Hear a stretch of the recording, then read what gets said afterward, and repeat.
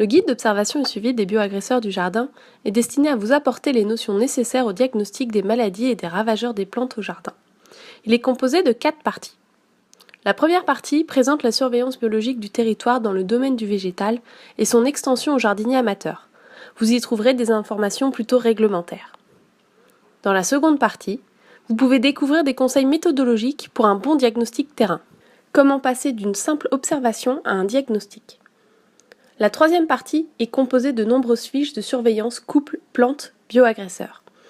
Ces couples ont été retenus dans le cadre de l'épidémiosurveillance dans les jardins car ils sont très consommateurs de pesticides, fréquents dans les jardins ou au contraire émergents ou préoccupants, pouvant représenter un risque important de contamination des cultures professionnelles, agriculture, maraîchage, floriculture, voire des problèmes de santé publique comme les plantes allergisantes.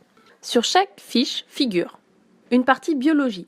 Elle vous donne les principales informations permettant l'identification des bioagresseurs. Connaître son cycle de développement, les périodes à risque, c'est-à-dire quand les conditions seront les plus propices au développement du bioagresseur. Une partie symptômes et dégâts, qui vous décrit les symptômes que vous pouvez observer sur vos plantes en cas de présence du bioagresseur. Sur certaines fiches, une partie risque de confusion compare les symptômes dus au bioagresseur suivi à des symptômes visuellement semblables, entraînés par d'autres bioagresseurs ou des causes non parasitaires. Viennent ensuite les méthodes d'observation et les tableaux de relevé. Cette dernière rubrique, présente sur chaque fiche, est dédiée aux jardiniers observateurs, membres du réseau d'épidémiosurveillance.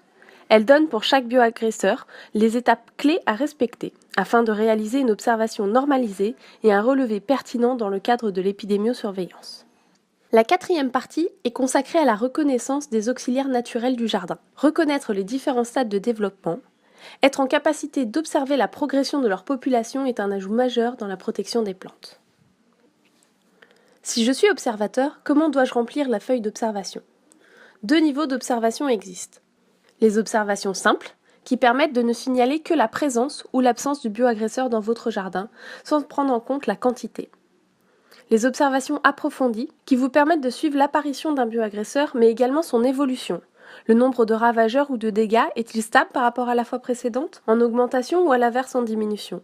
Il est bien entendu obligatoire de préciser si une intervention de gestion du bioagresseur a été réalisée ou non.